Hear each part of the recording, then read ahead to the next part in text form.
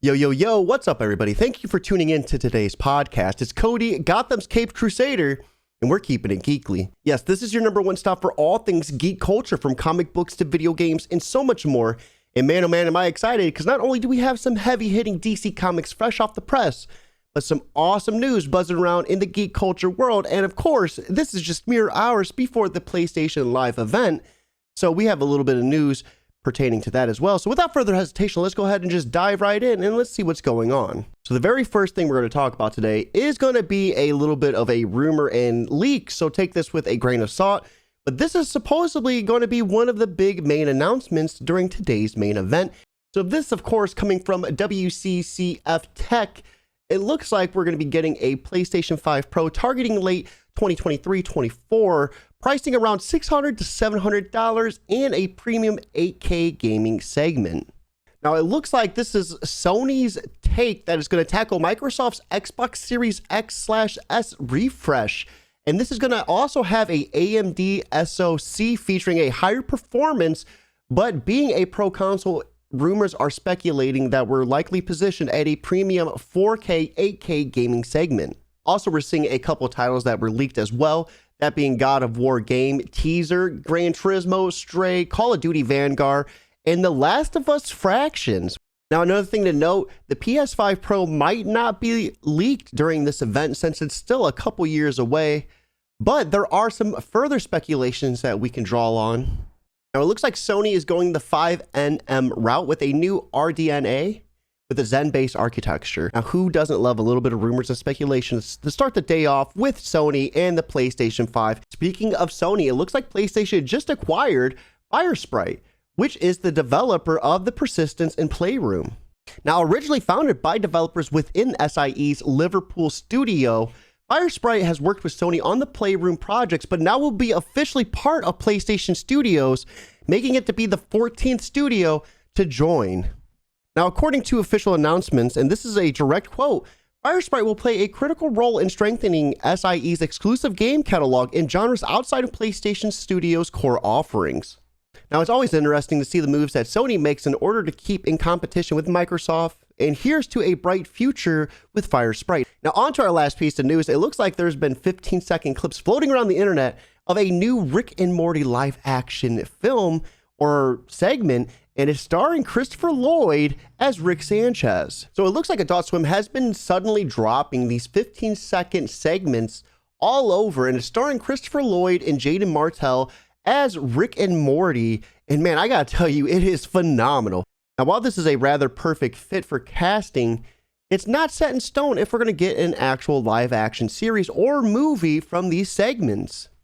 Now, during an interview with Paul B. Cummings, he noted that Lloyd opened up to him about how he felt that Doc Brown and Rick Sanchez were like brothers that took two very different paths in life, which is rather fitting since Rick Sanchez is based off of Doc Brown loosely. So there's not a whole lot more to report on this. I just thought it was rather cool to see Christopher Lloyd back in action as Rick Sanchez. And man, if you haven't seen those shorts, get out there and look them up because they are phenomenal. Now that wraps up this week in Geek, but stay tuned. We have those fresh posts coming right out the oven. Yes, yes, yes. And this is going to lead us to the Black Manta, issue number 1, written by Chuck Brown with art being done by Valentin De Landro. There's a flashback to Metropolis with the Human Flame getting his throat slit and his human essence drained into a box. But then we revert back to the current day situation, and Black Manta is slaughtering pirates left and right until he hits Captain Demo. Now, we find that Captain Demo has robbed a stone from the Black Manta, essentially, and after being quickly dismantled, Black Manta basically tells him, like, I'm here, I'm taking your crew, I'm taking all these valuables, but you can keep the ship.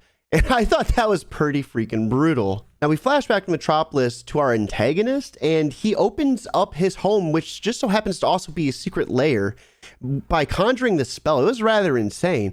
And then across the world, everybody starts writhing and screaming out in pain, and the Black Manta believes it's due to the rock that he stole from Captain Demo. Now, can Gallows figure out what's causing this in time, or will their fighting break them apart? Now, for a first issue, I was rather taken back by just how graphic and gory it was. I really enjoyed the fighting and the action between Black Manta and the pirates, and I definitely want to check out issue number 2. Now, this leads us to our next book of the week, which is going to be Suicide Squad issue number 7, written by Robbie Thompson, with art being done by Eduardo Pansica. Now, we begin this issue with the introduction of Ambush Bug, who is essentially just like a Deadpool character who is able to break the fourth wall and talk to the audience, which I thought was a rather interesting touch. Now, he's there on the beach with the Suicide Squad, including Bloodsport, Pulbra, Black Siren, and Noctra. And he is just telling them things that are just off the wall. They're trying to wrap their heads around who exactly he is and where he came from. Now we pivot to Amanda Waller, and she is outside of them being stuck in a simulation, which was insane because Ambush Bug was pretty much trying to tell them that they are within a comic. Now we see Waller radio in Peacemaker, who essentially has lost all faith within the Suicide Squad, and he's being tasked with finding and retrieving Swamp Thing, because Swamp Thing essentially is going to set up a surveillance state. Anything that's green and living, he's able to take control of. And, you know, Peacemaker is just being fed all this BS about it being done for peace. Now, Waller has this little inkling of hope that he's going to give up Rick Flagg's position, but others are not so convinced. Now, we pivot back to the simulation, and Ambush Bug is just spilling the beans left and right. He lets Nocturna know that she's not from this earth, and Bloodsport abducted her. And things are just getting insane as everyone's questioning whether they are the real person or a copy. Now, during this, they are sent into a rather extreme training combat simulation. And after they finish, Waller rings in, letting them know that they did a job well done and they are being sent to hell. And their purpose is to retrieve the Rock of Eternity, or they're going to be stranded there forever. Now, that was a rather interesting introduction to Ambush Bug, and I am pretty curious to see what he's going to do with the Suicide Squad, because he's needed, keep that in mind, and where his character is going to go after this. Now, this is going to lead us to our last issue of the week, which is going to be Fear State Batman issue 112, written by James Tyron IV, with art being done by Jorge Jimenez. Now, this issue begins with Batman completely deranged, blinking in and out of reality as he's trying to escape the clutches of the Scarecrow. Now, while this is happening, we see Simon Stain on TV, and he's pretty much spewing all this propaganda about a new Gotham. He goes as far as to bring up Batman and how he was sent to save old Gotham, but instead he enabled all these madmen to take over. But don't worry, Gotham, my peacekeepers are going to save the day. Now, this dives further into Saint promising accountability for the peacekeepers, and then we cut to Saint vomiting on the floor because his peacekeeper number 1 is going insane and he has no idea where to even locate him at.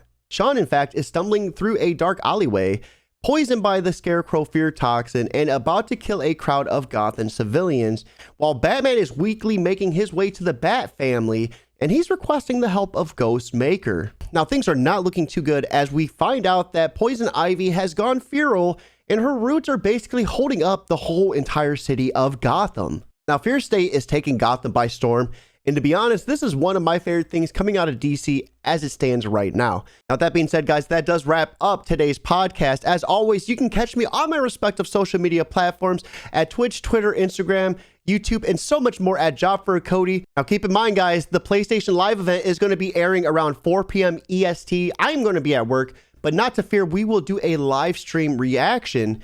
I would say probably around midnight tonight, so stay tuned on my Twitch for that. If you like this type of content, you could always hit that big red subscription button and turn on notifications to be alerted anytime I drop more videos. As always, guys, keep it geekly.